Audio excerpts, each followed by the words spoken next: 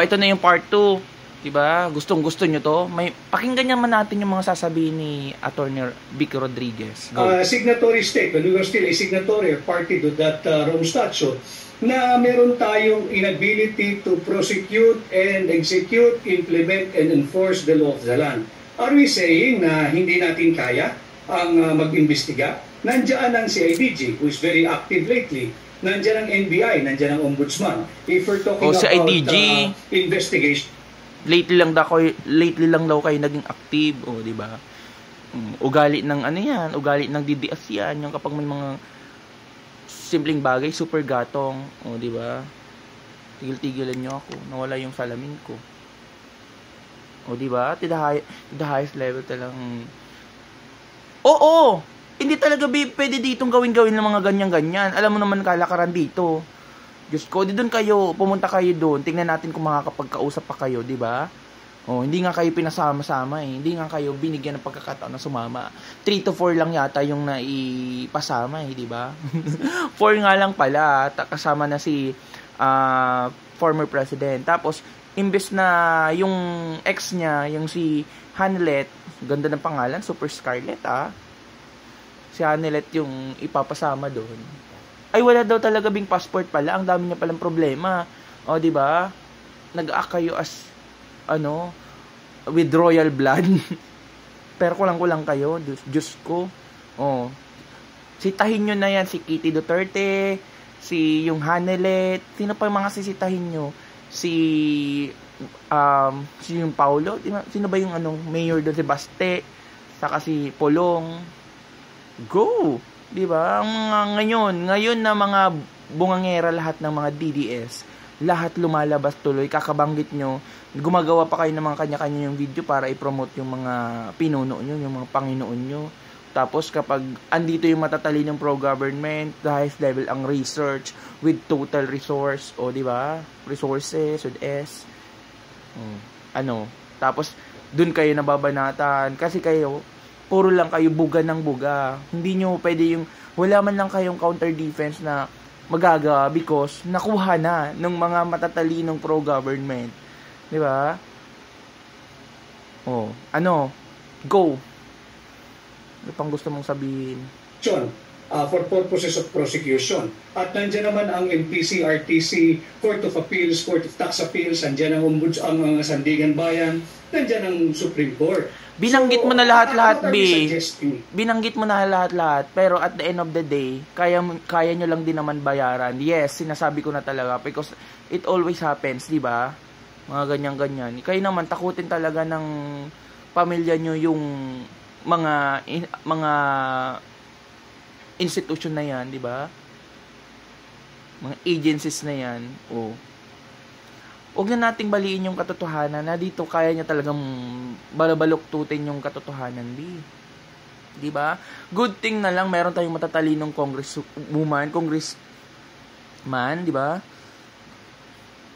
Kasi hindi reliable ang Senado. Alam niyo na yan. Ako lang naman, opinion ko lang naman ito.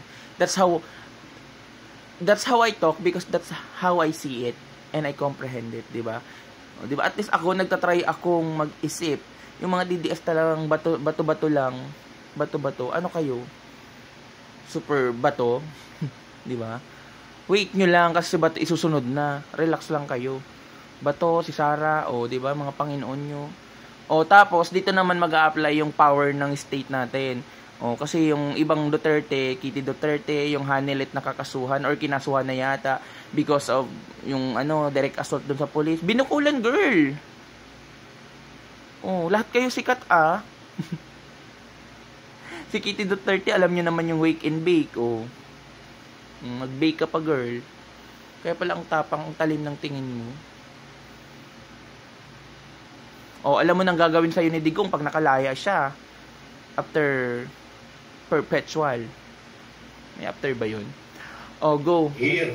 Bakit kinakailangan ng foreign jurisdiction to intervene and step on the sovereignty of our judicial process? Meron na rin daw pong mga posible, na maisampang kaso dito sa... Wait lang. Paulit-ulit ka dyan, attorney. Kailangan talaga ng foreign strength. foreign intervention, di ba? Kasi ICC nga yan, di ba?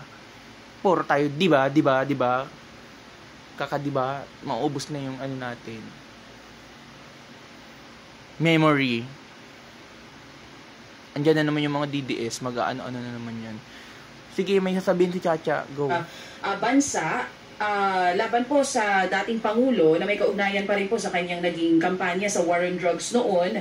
Pero ongoing pa rin daw po ngayon yung mga pag-uusap doon sa mga naging biktima. But a few months from now, posible nga daw pong maisampan na rin ito dito sa Pilipinas ayon sa DOJ. Oh, di ba? If there is any existing ongoing investigation, then it's all the more prudent and legally correct na hinantay nilang matapos yung ongoing investigation. Kasi kung meron naman palang investigation, di walang jurisdiction lalo ang ICC. You get my point, Cha? Yes po. So, Attorney Vic, tama po ba? Nag-iimbestiga ka at merong naka-threat na makakasuhan ka, ibig sabihin, our investigation body are functioning and the courts are open and functioning and are able to execute and implement our justice system. O bakit mo ibibigay sa isang foreign jurisdiction?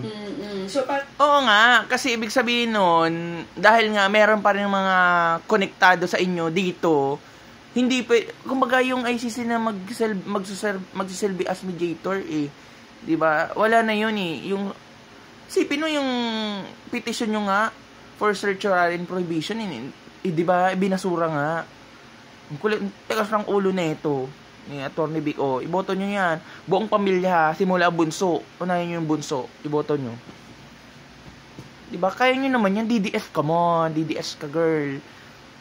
And boys, DDS kayo. You can do better than that.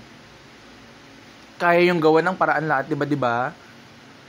Sa mga nagsabi dyan na mali yung pag-aresto kay Digong, di palitan mo, girl. Alam mo pala lahat punta ka doon, krompalin mo yung prosecutor.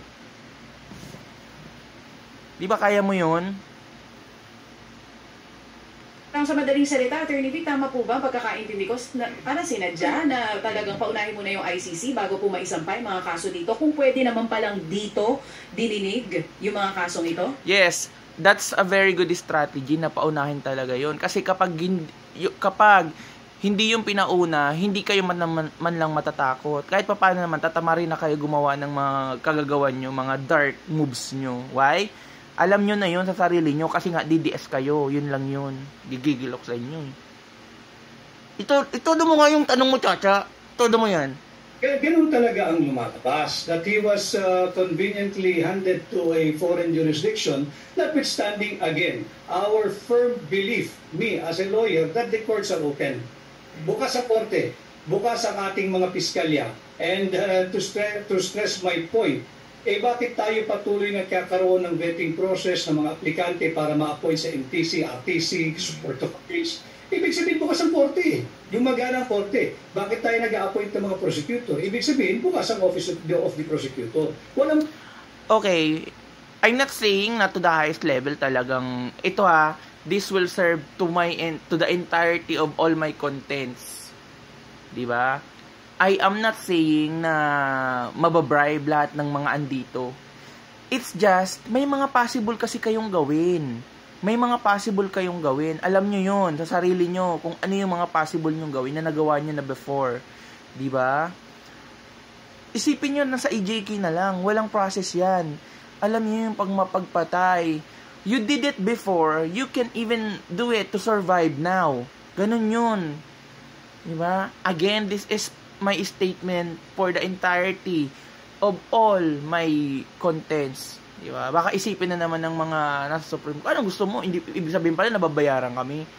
No, that's not my only point. Charot. That's not my point. Ang point natin doon, yung mga nagawa nila before, they did it, they were able to do it, they could do it, and they can do it now. Ganun yan. Mga DDS pa naman. Diba? Pag DDS ka talaga, gigigil ako naman. Wala nang part 3B, hanggang part 2 ka lang, tama na yung sinabi mo. Sobra ka na. Sobrang exposure. Boto nyo yan lahat, diba? Gusto nyo, boto nyo. Di boto nyo yan. Basta ako hindi. No to pro-China. And to pro-DDS. Wala na. Walang ganun-ganun, B. Tama na kayo.